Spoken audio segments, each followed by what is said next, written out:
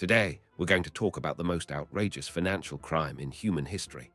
For 122 years, a country was forced to pay its former slave masters for the crime of becoming free. The bill was so massive that even today, Haiti, the poorest country in the Western Hemisphere, is still paying the price. Imagine winning your freedom in a war so brutal it terrified every empire on earth, only to be told you owe the people who enslaved you billions of dollars. And if you don't pay, they'll destroy you. This actually happened. In fact, the debt was so crushing that Haitian families were still sending payments to French bankers in 1947. Yes, 1947. That's after World War II ended. So how did the world's first successful slave revolution become the world's longest financial punishment? Let's rewind to where it all began. In 1492, Christopher Columbus stumbled onto an island he named Hispaniola. The native Taino people who actually lived there had a different name for it, but within 50 years, the Taino were almost completely wiped out. Smallpox, slavery, and Spanish swords killed nearly 1 million people. The land was rich, the climate was perfect for sugar, but there was nobody left to work the fields. So the colonizers came up with a solution. They started shipping in enslaved Africans by the thousands. By the 1600s, France had taken over the western half of the island and renamed it Saint-Domingue. And what France did there was about to change the world forever. Saint-Domingue became the most profitable colony on planet Earth. Not just profitable, insanely profitable. By the 1780s, this single tiny island was producing 40% of the world's sugar and 60% of the world's coffee. Think about that.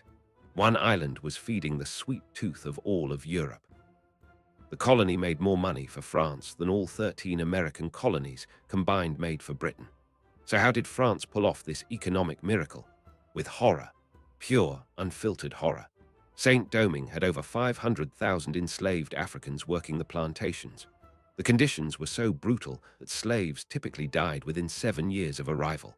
Some plantation owners even calculated it was cheaper to work slaves to death and buy new ones than to keep them alive. Whippings, brandings, mutilations. These weren't punishments. These were daily routines. Pregnant women were forced to dig holes in the dirt to lie face down so their bellies wouldn't be crushed while they were whipped. That's the level of cruelty we're talking about. But all that suffering was about to explode in a way that would shake the entire world. Because in 1791, the enslaved people of Saint-Domingue decided they'd had enough. On the night of August 14th, 1791, something happened that would terrify slave owners across the entire world. Deep in the forests of Saint-Domingue, during a violent thunderstorm, a Vodou priest named Boukman gathered hundreds of enslaved Africans for a secret ceremony. They sacrificed a pig, drank its blood, and swore an oath that would change history. Tonight, we burn it all down.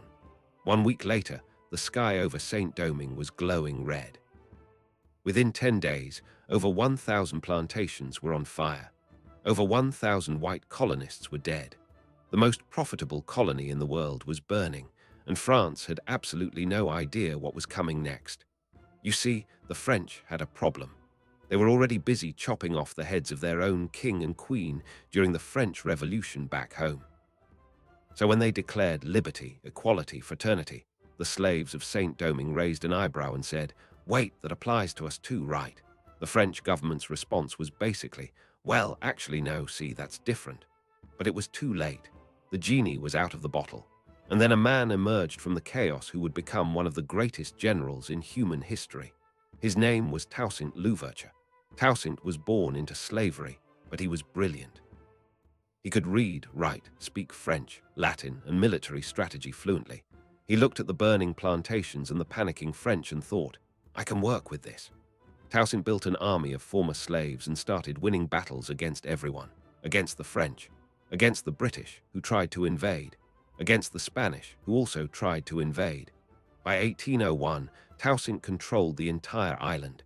He even wrote a constitution making himself governor for life. France was furious, but France was also distracted because a short man with big ambitions had just taken over. His name, Napoleon Bonaparte. And Napoleon was not the kind of guy who liked being embarrassed by former slaves. So in 1802, Napoleon sent his brother-in-law, General Charles Leclerc, with 30,000 of France's best soldiers to crush the rebellion and restore slavery. Leclerc tricked Toussaint into a fake peace meeting, arrested him, and shipped him to a freezing prison in the French Alps. Toussaint died in that prison in 1803, frozen, starving, but defiant. His last words were a warning. "In overthrowing me, you have cut down only the trunk. The roots will grow back." And boy, did those roots grow back.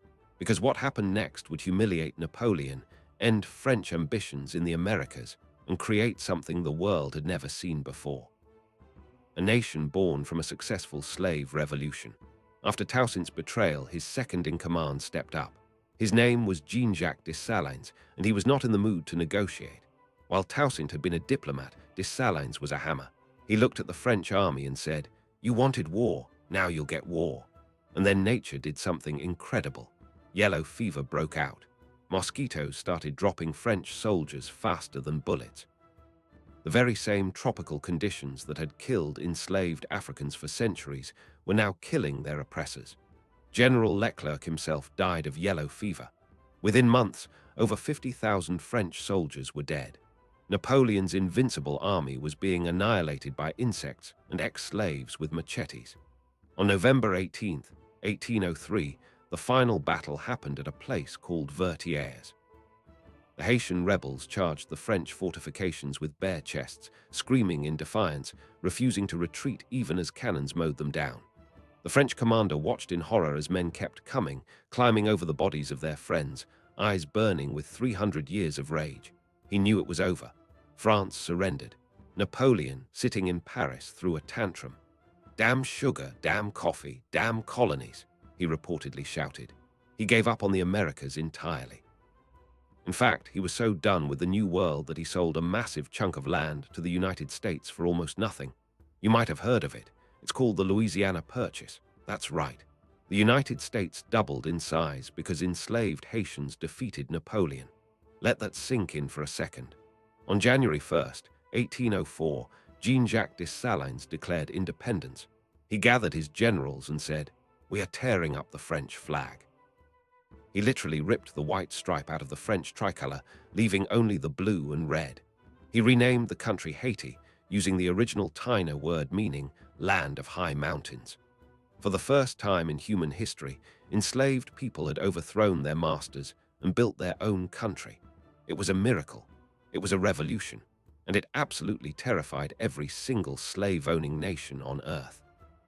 Washington, President Thomas Jefferson, who owned over 600 slaves himself, immediately panicked. "We must confine this disease to its island." He cut off all trade with Haiti. Britain refused to recognize the new country. Spain refused. France swore revenge. Every European empire treated Haiti like a contagious plague. They couldn't risk their own slaves getting ideas. So Haiti, this newborn nation, found itself completely isolated. No trade, no allies, no recognition. They had won their freedom, but the world wasn't going to let them enjoy it. The punishment was just beginning. The first few years of Haitian independence were rough, really rough. Dessalines crowned himself Emperor Jacques I in 1804, but his rule didn't last long. He was assassinated in 1806 by his own officers who thought he was getting a bit too dictatorial after that. Haiti split into two countries. A kingdom in the north ruled by Henry Christophe, and a republic in the south ruled by Alexander Paitian. Yes, the country that just won its freedom immediately had a civil war with itself. It happens. Henry Christophe built himself a massive mountain palace called the Cité de la Ferrière. It's still one of the largest fortresses in the Americas. Why? Because he was absolutely certain the French were coming back. And spoiler alert, he was right. By 1820, a new leader named Jean-Pierre Boyer managed to reunite the country. Haiti was finally one nation again, but the world still refused to recognize them. No country would trade with Haiti. No country would loan them money. No country would even send an ambassador. Imagine your neighborhood deciding your house doesn't exist. You can't sell anything. You can't buy anything. You're just there, alone. That was Haiti for 20 years, and France was watching. France was waiting. France had not forgotten. In 1825, King Charles X of France decided it was time to settle the score. He sent a fleet of warships, 14 of them, armed with hundreds of cannons, and parked them right off the coast of Port-au-Prince. The message was crystal clear. Pay up or we burn your country to the ground. The French king sent an ultimatum that has to be read to be believed. He demanded that Haiti pay France 150 million gold francs. For what, you ask? For the loss of property. And what was the property? The enslaved people, the land, the plantations. France was literally demanding that Haiti pay them back for the slaves who had freed themselves. The newly freed people had to compensate their former owners for the crime of no longer being owned. It's like a kidnapper demanding ransom from the victim who escaped. To put that 150 million francs into perspective, that was more than 10 times Haiti's entire annual budget.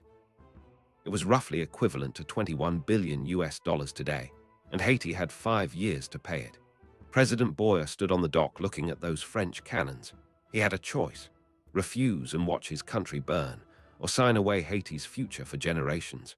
With those warships staring down his capital, Boyer did the only thing he could do. He signed. And in that moment, the most outrageous debt in human history was born. Here's where the story goes from awful to absolutely diabolical. Haiti didn't have 150 million francs. Nobody had 150 million francs just lying around. So France, being the helpful nation it was, offered a generous solution. Don't worry, you can borrow the money. From who? Oh, from us. Specifically from French banks. At interest, of course. So Haiti was forced to take out massive loans from French banks to pay the French government for the freedom of people French slave owners had already lost. Read that sentence again. It's not a typo. The same country that demanded the ransom also lent Haiti the money to pay the ransom, and then charged Haiti interest on top of it. This became known as the double debt. Haiti owed France for being free, and Haiti owed French banks for the loans to pay France. It was a financial trap so beautiful, so evil, that economists still study it today as one of the most successful colonial heists ever pulled off. Within 1 year, paying off the debt was consuming 30% of Haiti's entire national budget. By 1830, that number jumped to 60%. By 1840, it was eating up nearly 80% of everything Haiti made. There was no money left for schools, no money for hospitals, no money for roads, no money for the army, no money for anything that an actual country needs to function. Every single coffee bean, every grain of sugar, every drop of rum produced in Haiti was being shipped to French bankers in Paris. The Haitian people, who had just won their freedom, were now working from sunrise to sunset to enrich the descendants of the same men who had enslaved them. The chains were gone, but the chains were also still very much there. They were just made of paper now. In 1838, France graciously reduced the debt to 90 million francs. How generous! But by then, the damage was already done. Haiti had been borrowing from American, German, and British banks just to keep up with the payments. The country was drowning in interest from multiple directions. Farmers cut down forests at an unsustainable rate to grow cash crops to ship overseas. Mountains were stripped bare. The soil eroded.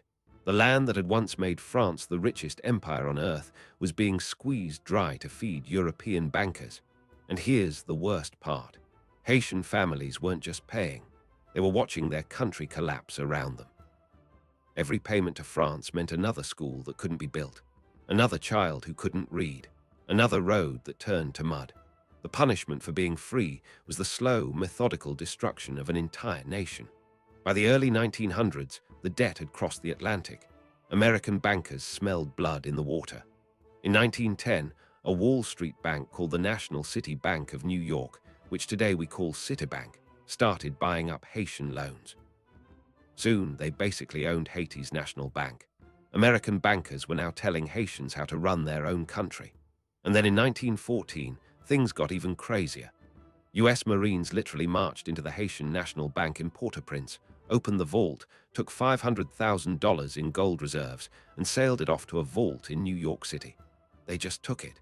No paperwork, no court order, just guns and gold. The official reason: to protect American interests. Translation: to protect American bankers who wanted to make sure Haiti kept paying.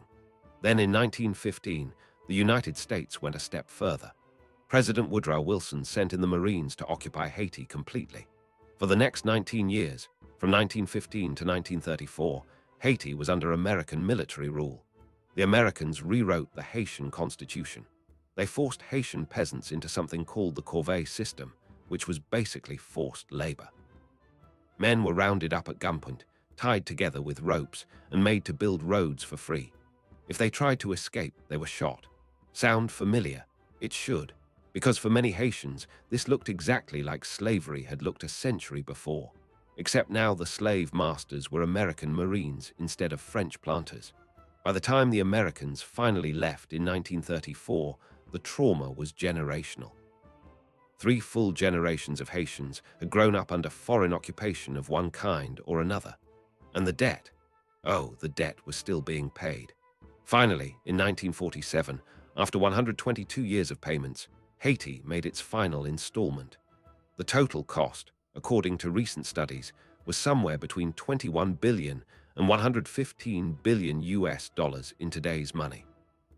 Money that should have built schools, hospitals, universities, and infrastructure. Money that instead built mansions in Paris and skyscrapers in New York. The newly freed nation had been bled dry for over a century. And here's the cruelest twist of all. By the time Haiti finished paying, the country was so broken, so impoverished, so traumatized, that it could never recover on its own. The damage was permanent. The economic engine had been ripped out and shipped to Europe and America piece by piece. Imagine running a marathon while someone is slowly draining your blood for the entire race. That was Haiti. And the moment Haiti stopped bleeding, a whole new monster was about to take over the country. In 1957, a quiet country doctor named Francois Duvalier won the presidential election. He looked harmless. He wore thick black glasses, mumbled when he spoke, and seemed almost shy. The Haitian people thought, finally, a normal guy. What's the worst that could happen? The worst that could happen was Papa Doc.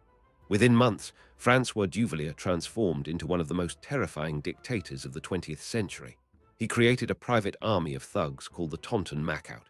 The name came from a Haitian folk tale about a Boukman who carries children away in a sack.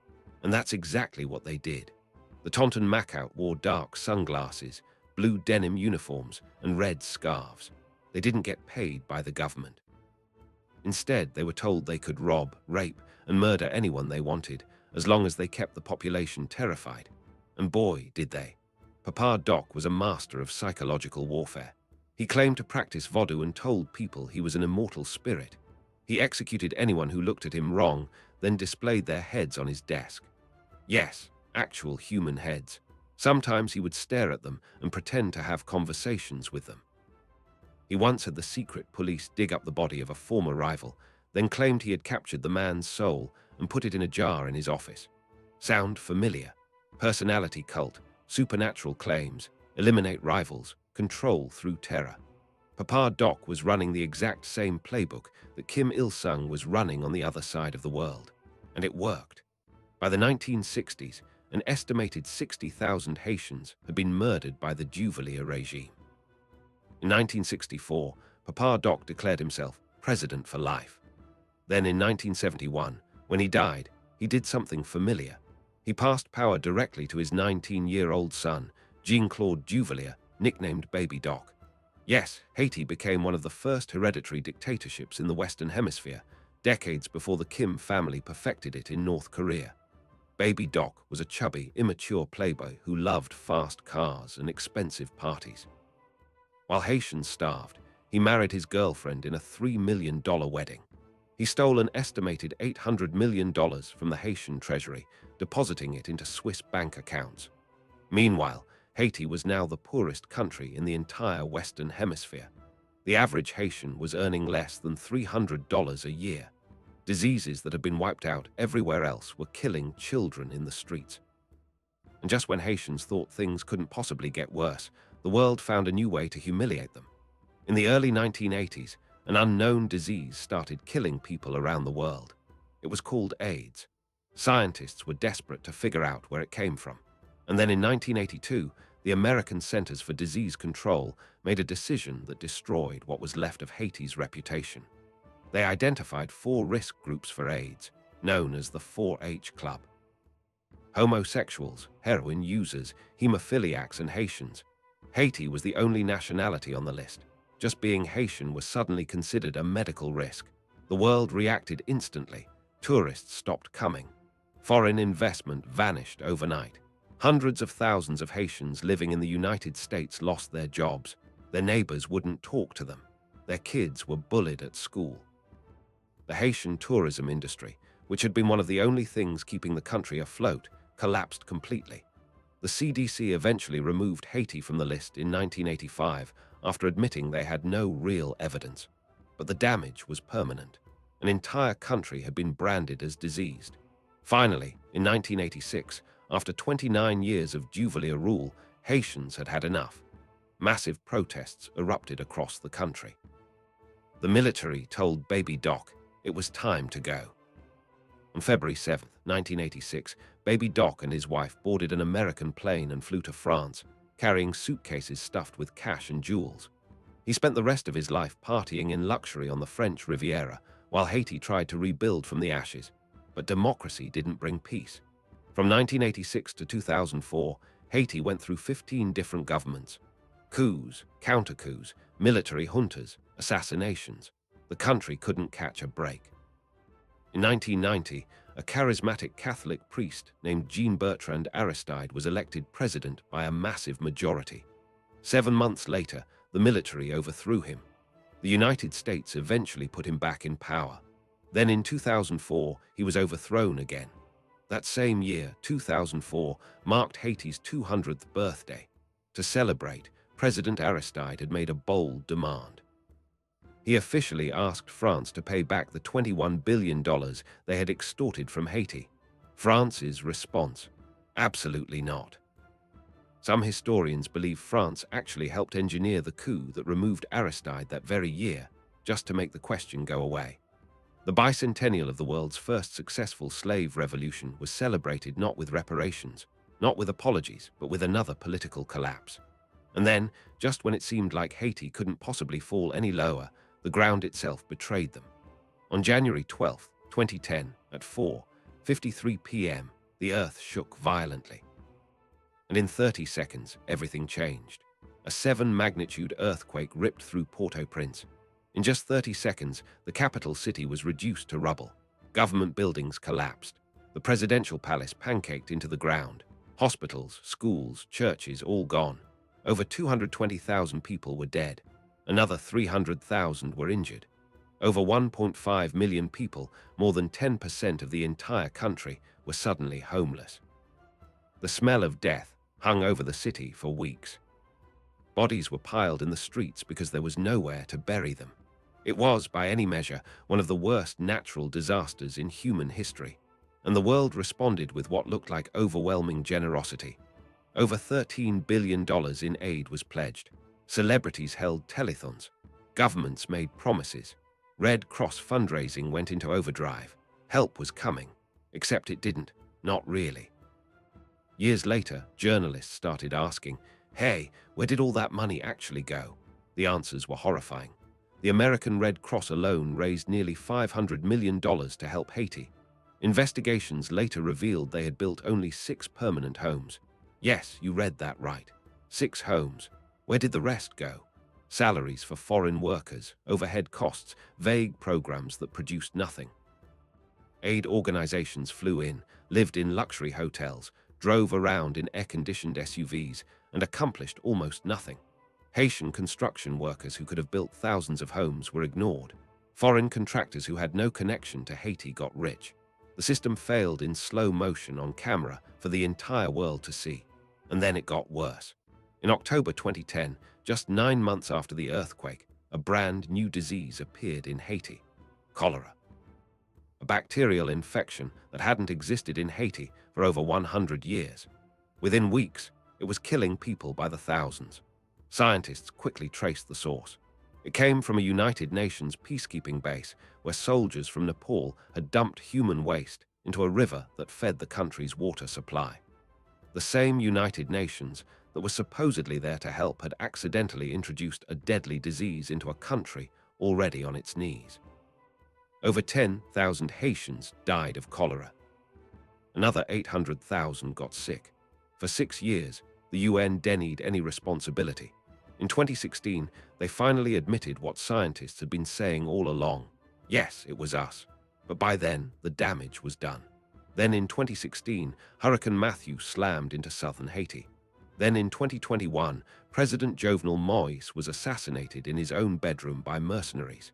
Then another earthquake hit. Then armed gangs took over the capital. Haiti was no longer just punished for being free. Haiti was abandoned. And what's happening there right now in 2025 is almost unbelievable. Right now, in 2025, Haiti is in a state most countries can't even imagine. Armed gangs control more than 80% of Port-au-Prince. They've taken over hospitals, gas stations, and even parts of the airport. Gang leaders rule entire neighborhoods like medieval warlords with names like Barbecue, who literally tried to overthrow the government and almost succeeded. Kidnappings happen every single day. Families are forced to pay ransoms they can't afford for relatives they may never see again. Schools are shut down because teachers are being killed. Hospitals are closed because doctors are fleeing. Food shortages are so severe that over half the country is now living in acute hunger. And here's the most heartbreaking part. Haiti hasn't had a functional government since President Moïse was assassinated in 2021. There are no elections, no parliament, no Supreme Court. Just gangs, chaos, and survival. The country that gave birth to freedom in 1804 has been left to die.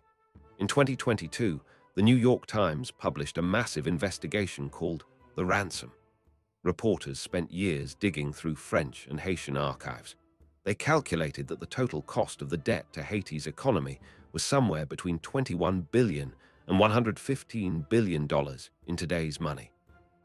They proved that if Haiti had been allowed to keep just that money, just the indemnity, Haiti today would have a per capita income roughly the same as Mexico. They might have universities, hospitals, infrastructure, a middle class. Instead, they have nothing. France's response to the investigation: silence. President Emmanuel Macron acknowledged the debt was historically unjust, but refused to repay a single euro. The United States, which played a huge role in the occupation and the looting, has never even formally apologized. Here's the truth nobody likes to admit. Haiti was never punished because Haitians did something wrong. Haiti was punished because Haiti dared to prove that freedom was possible. Every slave-owning nation on earth needed Haiti to fail. Because if Haiti succeeded, every slave in every colony would know that freedom was achievable. So they sabotaged Haiti. They robbed Haiti. They occupied Haiti. They diseased Haiti. They abandoned Haiti. And they keep telling the world that Haiti is just naturally poor, just naturally chaotic, just naturally cursed. But Haiti isn't cursed. Haiti was bled. And the people who bled it are still living off the wealth they stole. Drop your thoughts in the comments. Did you know any of this before today?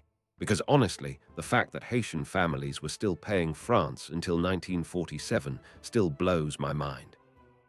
If Haiti's story shook you, you'll want to see what really happened to the Congo.